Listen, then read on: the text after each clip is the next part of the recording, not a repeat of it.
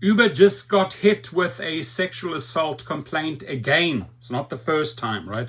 A new claim joins more than 2,000 others in a growing multi-district litigation accusing Uber of failing to protect riders from assaults by its drivers. Sadly, these attorneys, I don't know why they're fast asleep, but they are also failing to protect drivers from assault by its riders. There's more cases of that nature, but they seem to ignore it. Uber is facing a new sexual assault complaint filed on July the 21st. The plaintiff alleges that they were sexually assaulted, harassed, and battered by an Uber driver during a ride between neighborhoods in Queens, New York on June the 23rd, 2023. The plaintiff is requesting a jury trial and $75,000 in damages. That's not really much. Now, I have sent a long list of names of drivers that have been assaulted and, sexually assaulted by riders, a lot of them being female. We gathered those names through giglawyers.com. I sent those over to a few law firms.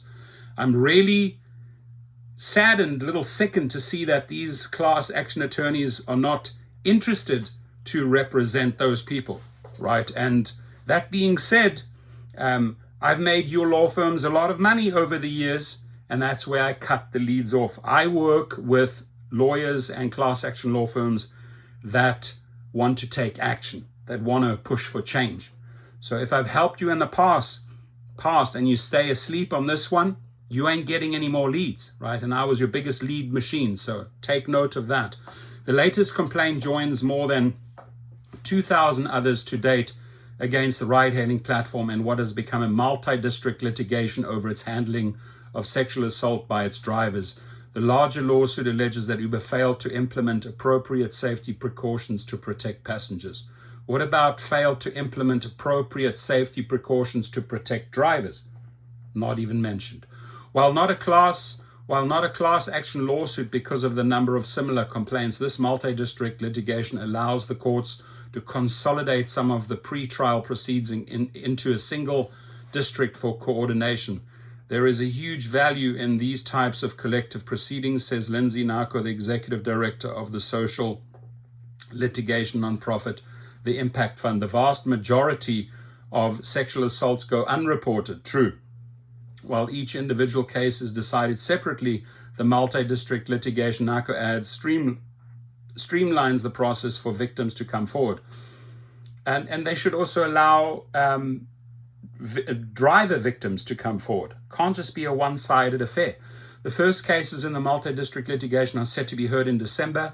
A similar case consolidating approximately 600 allegations by plaintiffs that accused Uber drivers of sexual assault. And this goes for Uber drivers, Lyft riders, Uber riders, all of the above.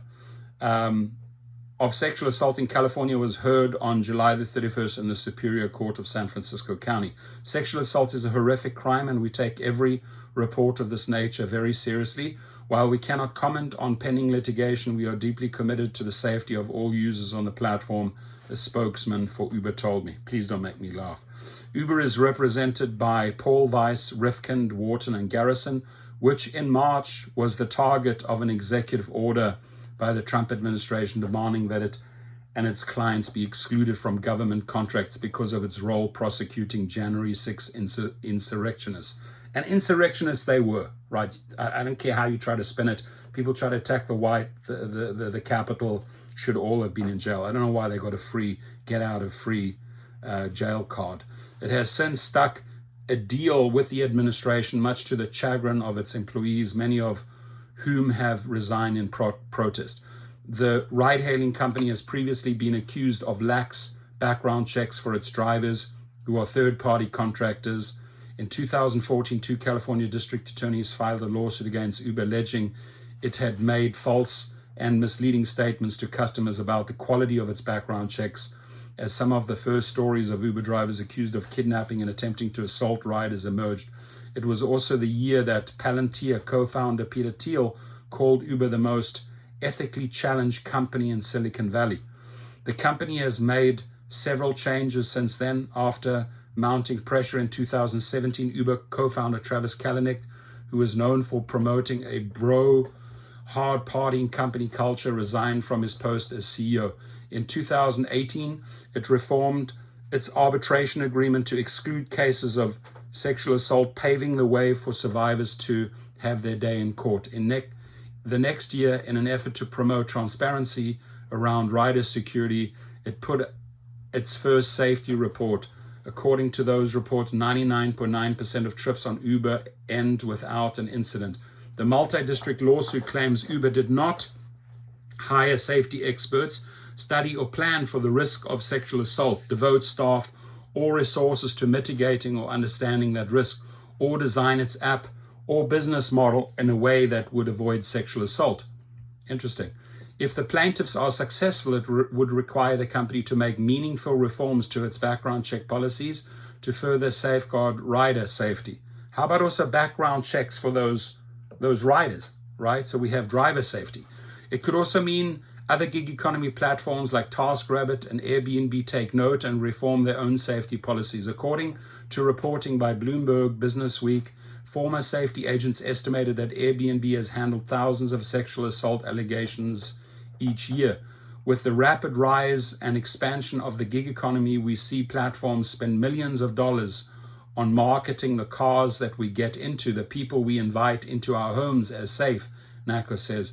If the lawsuits against Uber are successful, she adds, the platforms know there's external accountability for the public representations they make about the safety of their services. Earlier this month, Uber announced it would launch a pilot program for women riders to be matched with women drivers. Last year, Lyft launched a similar feature allowing women riders to match with female or non-binary drivers. The Uber program will be tested in Los Angeles, San Francisco, and Detroit later this year. Your comments, please. I'd love to hear back from you. And if you have faced anything of that nature, I have a website live where the leads are passed on to attorneys called giglawyers.com. Thank you.